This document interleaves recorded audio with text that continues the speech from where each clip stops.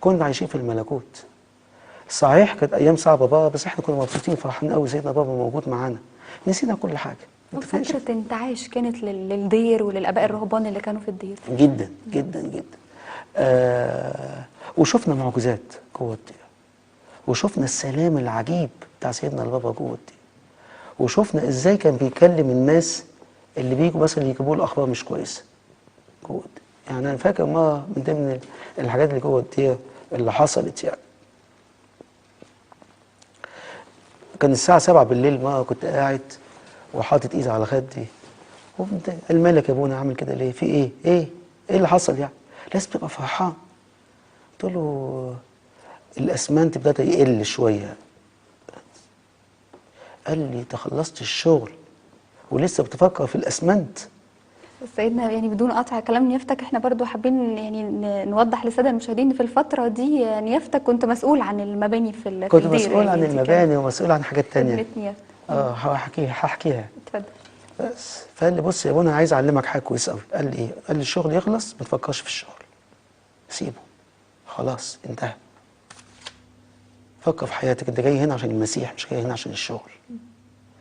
ولما يلاحظ ان في اب من ضمن الابهات عنده امانه في الشغل وينسى الهدف الاساسي ان هو جاي مترهبن عشان خاطر المسيح وعشان خاطر الملكوت، يصحح المفاهيم دي كلها، يقلل الشغل بتاعه ويشوف التسبيحه بتاعته شكلها ايه، انسى الموضوع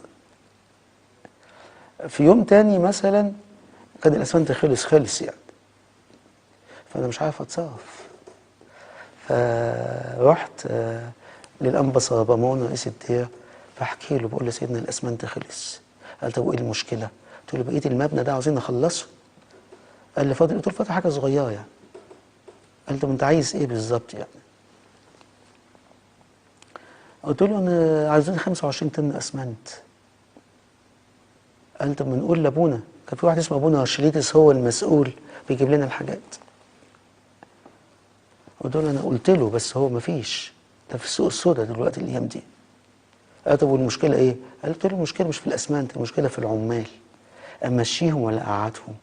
قال لي مشيهم. قلت له طب لو الاسمنت وصل مش هنعرف نجيبهم تاني، قلت له عمال متخصصين في الشغل ده. قال لي خلاص خليهم قاعدين. فقلت له المشكله لو قعدوا اليوميات بتاعتهم محسوبه ومش بيشتغلوا. غير شغل. فقال طب تعالى نروح لسيدنا البابا. رحنا لسيدنا البابا، سيدنا البابا اختصر بس الكلام.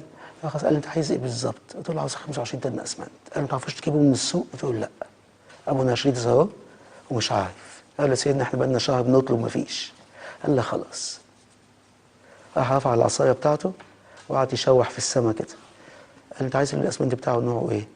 قلت له بورتلاند عادي. قال لي يا رب عاوزين اسمنت بورتلاند عادي. كم طن؟ قلت له 25 طن اسمنت بورتلاند عادي. قال لي عايز حديد؟ قلت له لا، ما هو احنا بنصب يعني. قال لي انا امضي؟ قلت له امضي في الهواء. بعد ما خلصنا 10 دقايق تاني سيدنا بيضحك. قلت له سيدنا. قال لي، قلت له العمال اعمل فيهم ايه؟ قال لي اصبر يا حبيبي اصبر.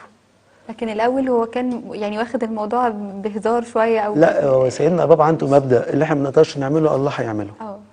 روح الدعابه، انا اقصد روح بس الدعابه خدها اللي كانت في بالاسلوب ده حياه. يعني. بس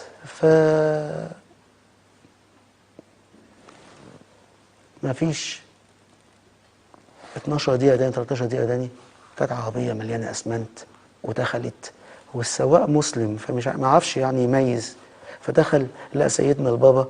راح لسيدنا البابا قال له يا ابونا يا ابونا. قال له ايه؟ قال له نزل الاسمنت ده فين؟ قال له كم طن اسمنت؟ نوعه ايه؟ قال له بورتلاند عادي. قال له كم طن؟ قال له 25 طن.